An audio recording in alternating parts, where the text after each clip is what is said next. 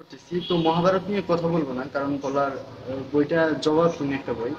তো আমি যেটা কথা বলবো তা হচ্ছে, সবাই তো দর্শনের আলাপ করলেন, তো আমি দর্শনের বাইরে গিয়ে করি মোটামুটি।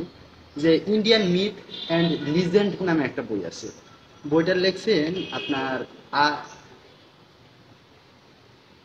ম্যাকেনজি, সম্ভবত আর্নল্ড ম্যাকেনজি, আলেকজান্ডার ম্যাকেনজি। আহ, তো বইটা উনি ইন্দ্রকে পরিচয় করিয়ে দিয়েছেন যে ইন্ডিয়ান হ্যামার গড হিসেবে। Indian hammer god, hammer god সম্পর্কে আমরা জানি যে টিউটনিক মিথোলজিতে হ্যামার গড, থর মুভি দেখছেন অনেকেই। হ্যাঁ, থর, ওই থর হচ্ছে হ্যামার গড। তো আমার মজাটা লাগছে এখানে যে Indian hammer god Indra. Indra যে বজ্রের অধিকারী না, এটা না বলতেছি না আমি। আমি এইটা দিয়ে আজকে আলোচনা করতে চাচ্ছি। একজন ওয়েস্টার্ন যদি লেখক যদি একজন ওয়েস্টার্ন পাঠকের কাছে বলতে চায় যে ইন্দ্র ছিল ইন্ডিয়ান হ্যামার গড, তাহলে কিন্তু ব্যাপারটা আমরা মেনে নেব। কিন্তু পূবের লোকদের জন্য ব্যাপারটা সমস্যা হয়ে দাঁড়ায় আরেকটু জটিল হিসাবে, যে আপনি ওয়েস্টার্ন মিথোলজিকে স্ট্যান্ডার্ড ধরে তারপরে আপনি ইন্ডিয়ান মিথোলজিকে জাজ করতেছেন। ব্যাপারটা আমি বলতে পারলাম কিনা, যে আপনি কথাটা, এই সেন্টেন্সটাই নির্ভর করতেছে যে আপনি ওয়েস্টার্ন মিথোলজিকে স্ট্যান্ডার্ড ধরছেন, তারপরে আপনি বাকিগুলোরে ইন্ডিজেনাস ধরে তারপরে জাজ করতেছেন। ব্যাপারটা আরেকটু যদি এক্সাম্পল দিই, আমরা নজরুলকে বাংলার বায়রন বলা হয়। তারপরে কামাল উদ্দিন বিহজাদ, ইরানের শিল্পী, ওনাকে বলা হয় যে প্রাচ্যের রাফায়েল। তারপরে আপনার এশিয়ার আলেকজান্ডার বলা হয় তৈমুরলনকে সম্ভবত।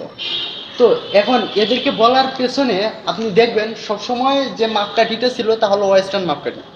আপনি বলতে পারেন যে এটা তো দোষের কিছু না, যে রাফায়েল অনেক বড় শিল্পী ছিল, কামালউদ্দিন বিহজাদ ছোট। তো আমরা এটা মেনে নেব, কিন্তু তারপরেও বলবো যে আমাদের প্রাচ্যে যে জন্ম নেয় নাই এরকম কম কিছু নাই। কিন্তু সানজু ছিলেন, গৌতম বুদ্ধ ছিলেন, তারপরে আমাদের এই ছিলেন রবীন্দ্রনাথ, এমনকি ইকবালের প্রভাবও ছিল, রুমি ছিল, কৌটিল্য কৌটিল্য ছিল। এখন এদের প্রভাব যে পাশ্চাত্যে পড়ে নাই তা না, পড়ছে। এদের দ্বারা প্রভাবিত ঢের বুদ্ধিজীবী আছেন। নিৎসে প্রভাবিত নিৎসে প্রভাবিত ছিলেন জরথুস্ট্র দ্বারা, জরথুস্ট্র প্রাচ্যের লোক। তারপরে শোপেনহাওয়ার প্রভাবিত ছিলেন গৌতম বুদ্ধ দ্বারা।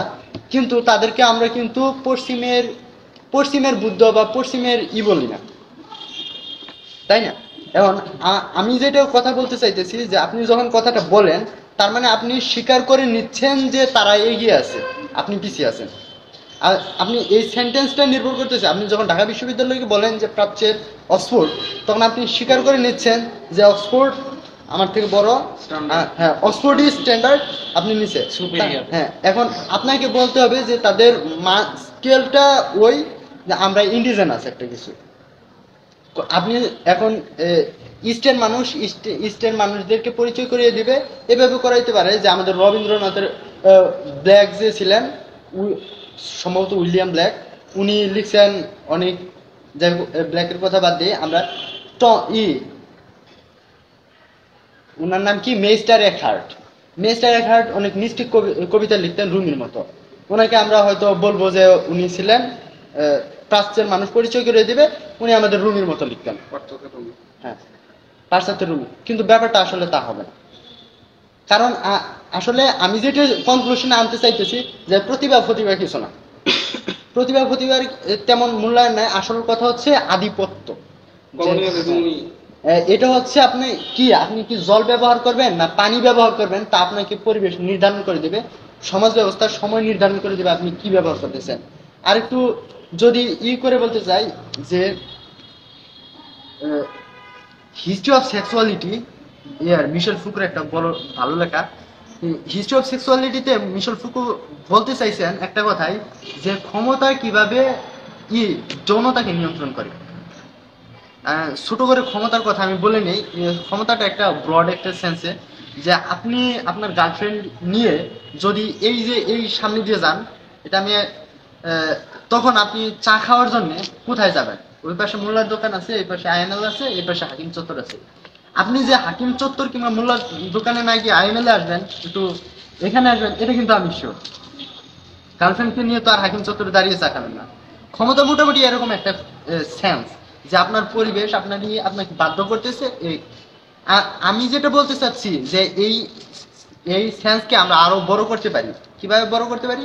আপনার দৈনন্দিন আচার আচরণ, আপনি কি ল্যাঙ্গুয়েজ ব্যবহার করতেছেন, এই ল্যাঙ্গুয়েজটা পর্যন্ত ক্ষমতা নিয়ন্ত্রণ করবে। আমরা যে ঢাকা বিশ্ববিদ্যালয়কে প্রাচ্যের অক্সফোর্ড বলে গর্ববোধ করি, এই গর্ববোধটা আসলে আমরা করি না, আমাদের দিয়ে গর্ববোধ করানো হয়। মানে আমরা বলে শান্তি পাই না, আমাদের শান্তি পাওয়ানো হয়। এর খুব একটা বেশি আর বলবো না।